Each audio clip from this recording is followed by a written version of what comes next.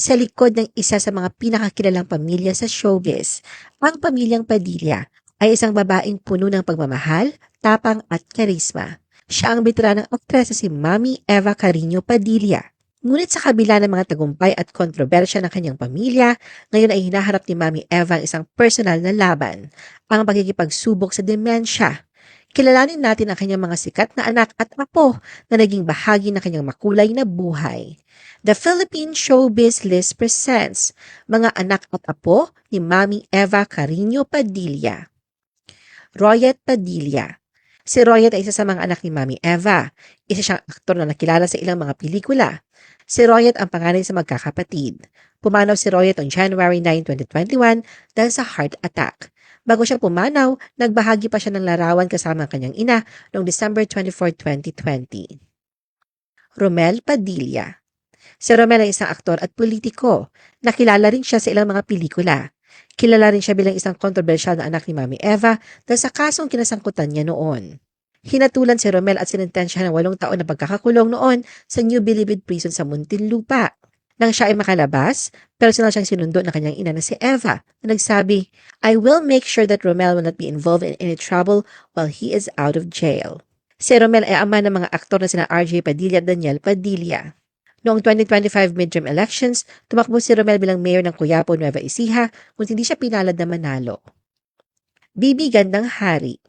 Si Bibi Gandang Hari na ipinanganak bilang si Rustom Padilla ay ang nakababatang kapatid ni na Royet at Romel at ang kuya ni Senator Robin Padilla.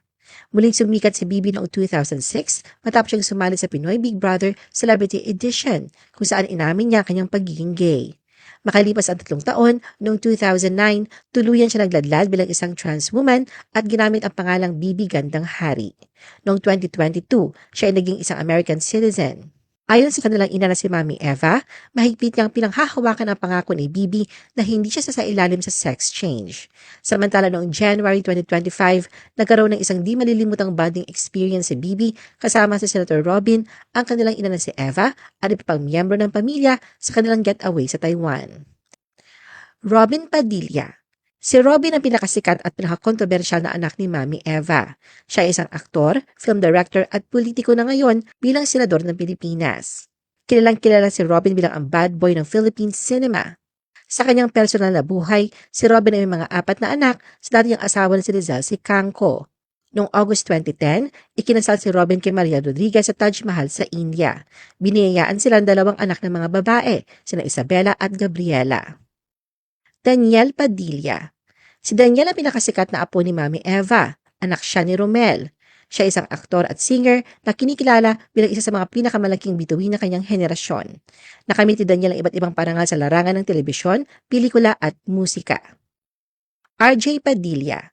Si RJ ay isang aktor at komedyante. Siya ay anak ni Romel at half-brother ni Daniel. Naging bahagi si RJ noon ng Pinoy Big Brother Unlimited. Noong 2012, lumipat siya sa GMA Network at lumabas sa ilang mga palabas doon. Sa kanyang personal na buhay, si RJ ay kasal at may 2 mga anak. Noong 2017, iniwan niya ang showbiz at lumipat sa Australia. Kylie Padilla. Si Kylie ay isa sa mga babaeng apo ni Mami Eva. Isa siyang aktres, singer at modelo. Siya ay anak ni Senator Robin at ni Rizal at kasalukuyang nasa GMA Network. Noong December 2018, pinakasalan ni Kylie si Alger Abrenica at biniyayaan silang 2 mga anak na lalaki, sina Alas Joaquin at Axel Romeo Abrenica. Gayunpaman, naghiwalay ang mag-asawa noong April 2021. Queenie Padilla. Si Queenie ay isa rin sa mga babaeng apo ni Mami Eva. Siya ang panganay na anak ni Senator Robin at Lizelle. Sinubukan ni Queenie ang mundo ng showbiz noon. Ngunit iniwan niya ito at naging laman siya ng balita matapos niyang ihayag ang paghihiwalay nila ng kanyang asawang Pakistani na ang dahilan ay irreconcilable incompatibility. Si Queenie ay tila nakatakda noon para sa isang matagumpay na karera sa showbiz, gaya ng karamihan sa kanyang mga kamag-anak, ngunit pinili niyang umiwas sa liwanag ng kamera upang yakapin ng isang buhay na nakatuon sa pananampalatayang Islam. Matt Padilla. Si Matt ay isa rin sa mga lalaking apo ni Mami Eva. Siya ang nakakatandang kapatid ni Daniel sa kanilang ama na si Romel. Napansin ng marami ang malakas na pagkakahawig ni Matt sa kanyang mga tiyuhin na sina Senator Robin at Bibi. Noon, nakatakda rin gumawa si Matt ng sitcom sa TV5 kung saan makakasama niya ang kanyang ama na si Romel at ang kanyang tiyahin na si Bibi. Lumabas si Matt sa TV series ng Jasmine ng TV5 na pinagbibidahan noon ni Jasmine Curtis Smith. Bella Padilla. Si Bella isa rin sa mga babaeng apo ni Mami Eva. Ang maternal grandmother ni Bella ay sister ni Mami Eva. Kilala si Bella bilang isang magaling na aktres, writer at direktor na nakagawa ng mga teleserye sa GMA7 at ABS-CBN. Noong 2010, naging laman ng balita si Bella matapos umalma ang kanyang lola na si Mami Eva dahil sa umano'y insidenteng kinasangkutan ni Bella at ni Marian Rivera, kung saan sinabi ni Bella na siya ay hinaras at ikinulong sa isang comfort room. Ipinagtanggol ni Mami Eva si Bella. Anya, hindi siya marunong makipag-away. Wala siyang alam kundi ang mga salita ng Diyos. Ano ang masasabi mo sa video na ito? Mag-like o mag-react at huwag mahiyang mag-comment.